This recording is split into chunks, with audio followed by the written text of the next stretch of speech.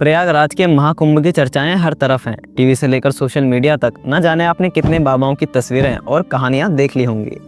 कोई आईआईटी बाबा के रूप में नजर आए तो कोई ऐसे बाबा के जो पिछले 12 सालों से अपने हाथों को हवा में उठाए हैं। कोई ऐसे भी हैं जो पहले आईएएस ऑफिसर या सरकारी अफसर रह चुके हैं लेकिन आज आध्यात्म के मार्ग को अपना चुके हैं। लेकिन यह तो बस एक झलक है उन अद्भुत कहानियों की जो महाकुंभ के समय उभर कर सामने आ रही हैं। लेकिन इन कहानियों के अलावा कुछ ऐसे सन्यासी भी हैं जिनका इतिहास अधिक प्राचीन होने के बाद भी हम में से शायद ही कुछ लोग उनके बारे में जानते होंगे। एक ऐसे सन्यासी जो शस्त्र और शास्त्र दोनों में निपुण हैं। वे अपने शरीर पर शमशान की राख लगाते हैं, हाथों में त्रिशूल तलवार आदि धारण करते हैं। वह और कोई नहीं बल्कि अनेकों रहस्यों से घिरे हुए नागा सन्यासी हैं। मान्यता के अनुसार नागा साधुओं की उत्पत्ति भगवान दत्तात्रेय से जुड़ी है, जिन्हें भगवान विष्णु, शिव और ब्रह्मा का संयुक्त अवतार माना जाता है। भगवान दत्तात्रेय ने ही नागा साधुओं के स्पिरिचुअल डिसिप्लिन की शुरुआत की थी और कई वर्षों बाद जब 8वीं शताब्दी में जगतगुरु आदि शंकराचार्य ने दशनामी संप्रदाय को इकट्ठा किया तो उन्होंने नागा साधुओं को भी संप्रदाय से जोड़ लिया और उन्हें धर्म के खिलाफ हो रहे अत्याचारों को मिटाने और धर्म की रक्षा के लिए शस्त्र उठाने की जिम्मेदारी दी गई। और तब से ही नागा साधुओं को एक योद्धा सन्यासी के रूप में हम देखते आ रहे हैं। भारतीय इतिहास में अनेकों बार नागा साधुओं ने इस भूमि की बाहरी आक्रमणकारियों से रक्षा की है। जब 1664 में औरंगजेब की सेना ने विश्वनाथ ज्योतिर्लिंग यानी कि ज्ञानवापी पर हमला किया तो महानिर्वाणी अखाड़े के अनेकों नागा साधुओं ने अपने शस्त्र उठा लिए और हर हर महादेव की हुंकार के साथ रण में कूद पड़े। नागा साधुओं ने एक एक कर मुगल सैनिकों को मृत्यु के घाट उतार दिया और यह देख मुगल सैनिक डर के मारे कांप उठे और रण छोड़कर भाग खड़े हुए। अपनी इस शर्मनाक हार से आहत होकर औरंगजेब ने अगली बार 1669 को काशी पर अपनी लाखों की सेना लेकर पुनः हमला कर दिया और इस बार अनेकों साधु सन्यासियों को मृत्यु के घाट उतार दिया गया और वहाँ जो मौजूद मंदिर था उसे तोड़कर उस पर ज्ञानवापी मस्जिद बना दी गई।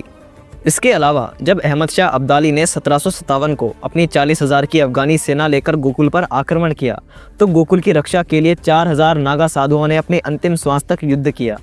इस युद्ध में हजारों अफगानी सैनिक मारे गए और करीब 2,000 नागा साधु वीर गति को प्राप्त हुए। नागा साधुओं के शौर्य और पराक्रम से डरकर अब्दाली अपनी सेना लेकर रण से लौट गया। इसी तरह जब भी धर्म पर संकट आता है तब नागा साधु अपने हाथों में शस्त्र लिए धर्म की रक्षा के लिए खड़े होते हैं। लेकिन आज कई लोग इनकी इस वेशभूषा का मजाक उड़ाते हैं या इनको अत्यंत क्रोधी स्वभाव का समझकर इनसे भय करते हैं। परंतु सच तो यह है कि महादेव के उपासक होने के कारण नागा साधु उन्हीं की तरह शांत चित्त वाले होते हैं। नागा साधु किसी को हानि नहीं पहुंचाते, वह जीवन भर शिव और सनातन धर्म के प्रचार प्रसार में लगे रहते हैं। नागा साधुओं का जीवन अत्यंत कठोर होता है। वह तप, भगवान शिव की सेवा तथा ब्रह्मचर्य का निरंतर पालन करते हैं। नागा साधु बनने के लिए साधक को अनेकों परीक्षाओं से गुजरना पड़ता है। सबसे पहले अखाड़ों के गुरुओं द्वारा उससे प्रश्न किए जाते हैं, यह पहचानने के लिए कि साधक नागा साधु बनने के योग्य है या नहीं।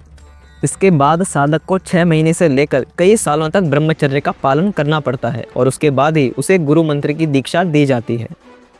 साधक स्वयं अपने हाथों से अपना पिंडदान तथा श्राद्ध करता है और उसे उसके परिवार तथा इस विश्व के लिए मृत मान लिया जाता है, अर्थात उसके इस विश्व से किसी भी प्रकार के रिश्ते नाते नष्ट हो जाते हैं।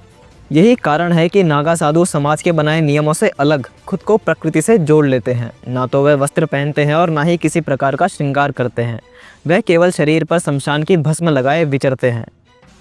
नागा साधु दूर दराजों के इलाकों जैसे कि जंगल आदि में रहते हैं। दिन में केवल एक बार भिक्षा द्वारा भोजन करते हैं। यदि भिक्षा में भोजन ना मिले तो वह कई दिनों तक भूखे भी रहते हैं। महाकुंभ आदि के समय ही आम जन को नागा साधुओं के दर्शन प्राप्त होते हैं। इसके अलावा वह क्या करते हैं या कहाँ रहते हैं इसके बारे में कोई नहीं जानता।